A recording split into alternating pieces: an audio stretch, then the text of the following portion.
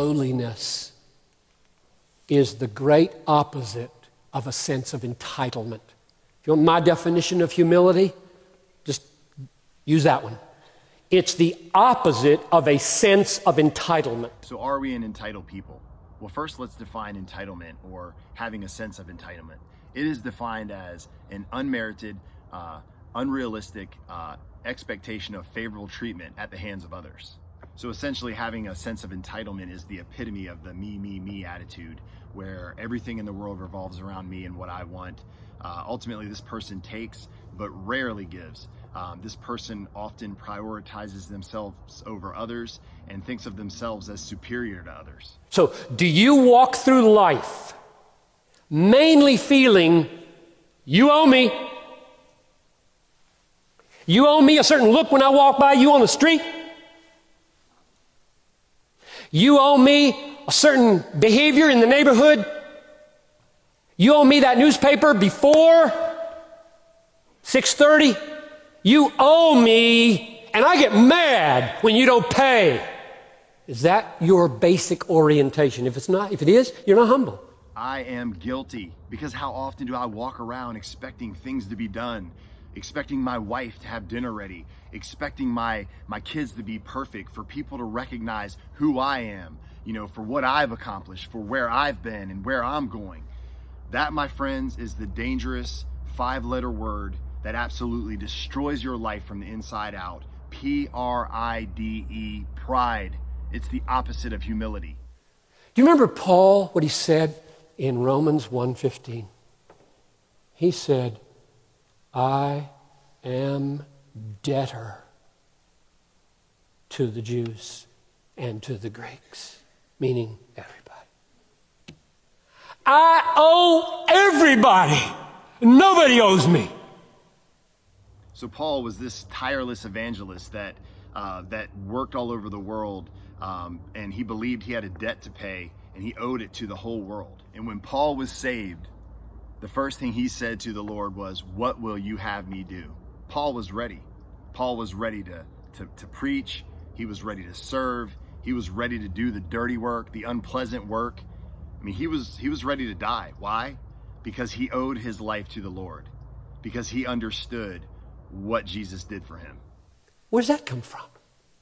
It comes from being stunned at the grace of God.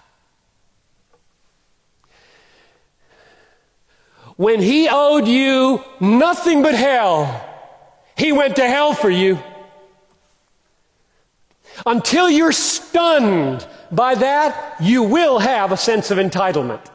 You will walk through life and your basic orientation will be, you owe me.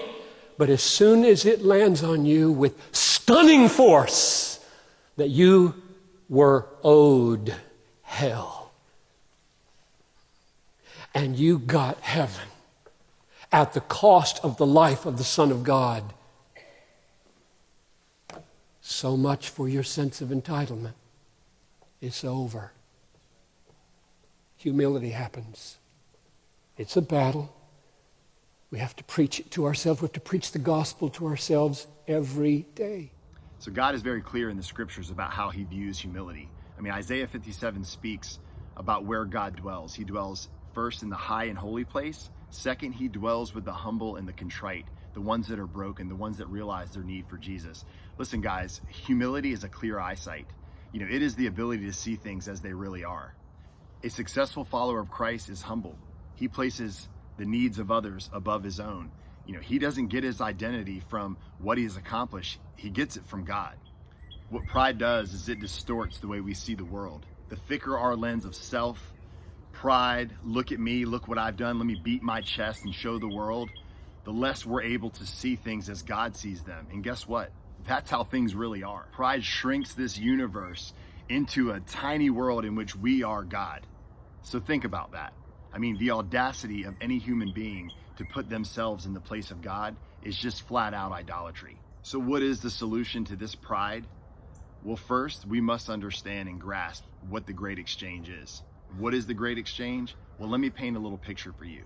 Imagine you've just been sentenced to death and you're awaiting death row. You're awaiting the electric chair and you're brought back to a room and you're put into a chair and you're being strapped up, and now you're minutes away from having your life taken away from you. And all of a sudden, someone walks in and says, you know what? I know that that person's guilty. I know that he's committed the crime. I know that he deserves death, but I'm going to take his place. Take him out of the chair. I'm going to sit there and I'm going to take his punishment. My friends, that's what Jesus did for you, and that's what he did for me. So it was this perfect, sinless Son of God who took your beating, who took my punishment, who carried our cross to Calvary and was crucified and died a sinner's death for you and me. That, my friends, should bring you to a place of absolute brokenness. It should bring you to a place where you are just completely undone. True humility. And this is the kind of humility that will cause you to forsake all and to surrender your life to Jesus. So the question I want to ask you is, have you fully grasped the great exchange? Do you understand what Jesus has done for you? That, my friends, will bring you to a place of humility where you are able to absolutely kill your pride.